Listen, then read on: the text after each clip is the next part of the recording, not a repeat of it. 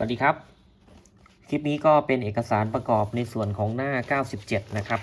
97 98 นะครับก็จะมีในส่วนของการตรวจวัดของชุดหม้อแปลงเขตไดร์นะครับชุดนี้นะครับหลังจากที่เราตรวจซ่อมในส่วนของเจ้าตัว IF มาเรียบร้อยแล้วนะครับหลังจากที่เราซ่อมชุด IF มาแล้วนะครับแล้วก็สัญญาณเนี่ยส่งมาที่เจ้าตัวหม้อแปลงเขตไดร์นะครับซึ่งเราจะตรวจสอบอย่างไรว่าเจ้าตัวหม้อแปลงเขตไดร์เนี่ยหรือว่าตัวอุปกรณ์ต่างๆนี่ประกอบกันอยู่ตรงเนี้ยยังใช้งานได้ไม่ได้นะครับเพราะว่ามีความเสี่ยงมากนะครับถึงสัญญาณพันจะมาเรียบร้อยอะไรต่างๆแต่ว่าเปิดสักพักหนึ่งระเบิดหรือว่าไปเชื่อมแล้วระเบิดเนี่ยเจ้าตัวหม้อแปลงเขตไดร์หรือว่าชุดที่อยู่ขาเกตตรงนี้มีปัญหาก็เป็นไปได้ครับก็มีปัญหานะเพราะฉะนั้นผมก็เลยมาทำคลิปเพิ่มนะครับคลิปสั้นๆนะก็จะตรวจวัดอยู่ใน2ส่วนนะครับส่วนที่เป็นเจ้าตัวโมดูลหรือว่าแผงหม้อแปลงเขตไดร์ที่แยกมาต่างหากลักษณะนี้นะครับก็จะมีทั้งแบบที่เป็น IGBT แล้วก็แบบที่เป็นขับเจ้าตัว MOSFET นะครับเราก็ดูจำนวนของขดลวดหม้อแปลงนะครับอันนี้จะเป็น16:8นะครับ16:8ต้องเข้าเท่าไหร่แล้วลดเท่านั้นก็จะส่วนมากก็จะขับหม้อแปลงก็จะเป็นหม้อแปลงที่ใช้ขับ MOSFET นะครับอันนี้จะ15:15ก็จะเป็นลักษณะของเจ้าตัว IGBT นะครับเราก็จะมี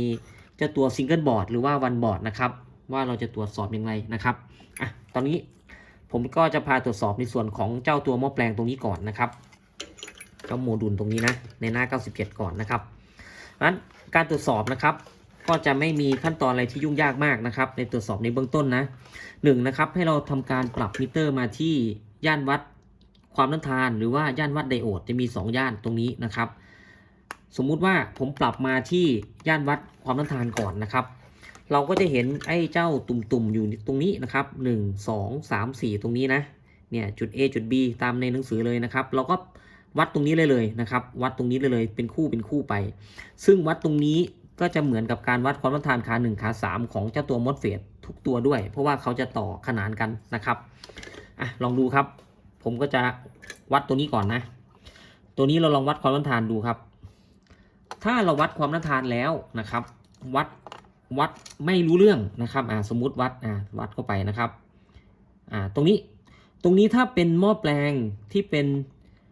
ของ IGBT นะครับ15:15นี่จะวัดเป็นความต้านทานขึ้นแบบนี้ได้ตรงนี้อยู่ที่ประมาณ 20.6 โอห์มทุกตัวก็จะอยู่ประมาณ 20.6 โอห์มนะครับ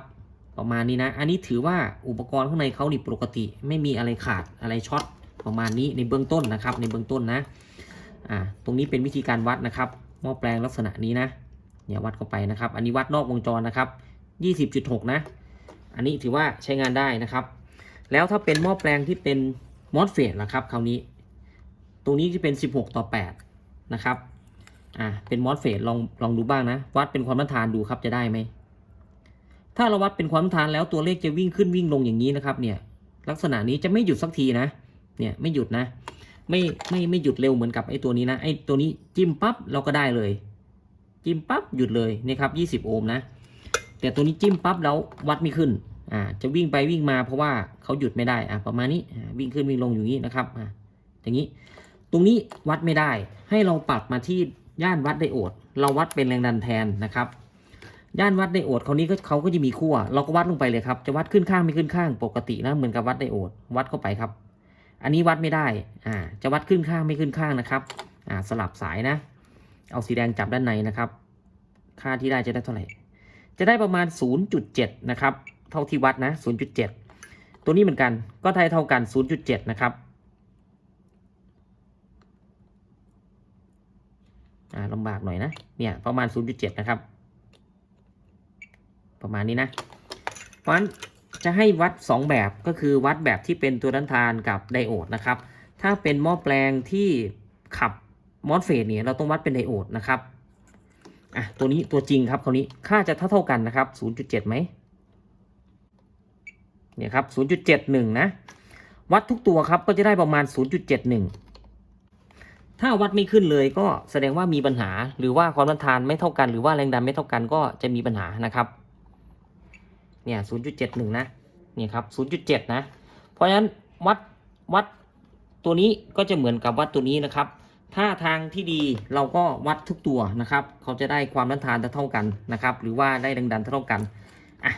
ประมาณนี้นะครับเราดูบอร์ดนี้บ้างนะบอร์ดนี้จะใหม่นะครับบอร์ดนี้จะไม่มีเจ้าตัว MOSFET หรือว่า IGBT อยู่ตรงนี้จะเป็น MOSFET นะครับเราก็วัดเข้าไปเลยอันนี้วัดขึ้นข้างไม่ขึ้นข้างนะครับก็จะเป็นเหมือนไดโอดนะเนี่ยครับ 0.7 อันนี้บอร์ดเป็นใหม่ใช้ได้นะครับ 0.7 นะเนี่ยวัดตรงนี้ก็จะเหมือนกับวัดตรงนี้นะนะครับ 0.7 วัดข้างนี้ 0.7 ด้านนี้ไม่ได้นะครับโอเคอันนี้ก็คือจะเป็นการวัดในส่วนของที่เป็นหม้อแปลงที่เป็นโมดูลนะครับอาจจะเป็นการขับเป็นหม้อแปลงขับในของ MOSFET หรือว่าของ IGBT นะครับก็ให้วัดลักษณะอย่างนี้นะครับแต่ถ้าวัดเป็นความต้านทานนะครับวัดเป็นความต้านทานก็จะอาจจะลำบากนะครับบางครั้งก็วัดไม่ขึ้นเนี่ยก็วิ่งขึ้นวิ่งลงอย่างนี้นะครับหรืออีกวิธีหนึ่งเราก็วัดสัญญาณครับ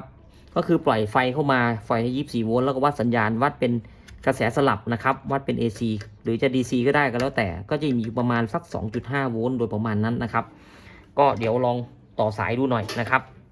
คราวนี้ต่อสายเรียบร้อยนะครับมาลองวัดดูนะในเบื้องต้นนะครับก็เช็คชุดไดก่อนว่าทำงานได้ไม่ได้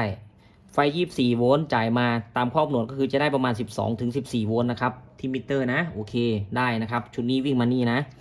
จากนั้นเราวัดสัญญาณครับวัดเป็นกระแสสลับก็ได้กระแสสลับนี่จะง่ายก็คือขั้วไหนก็ได้นะครับแตะมาตรงนี้เลย1กับ3นะครับ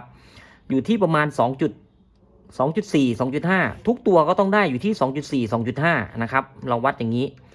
วัดไปทุกตัวนะครับ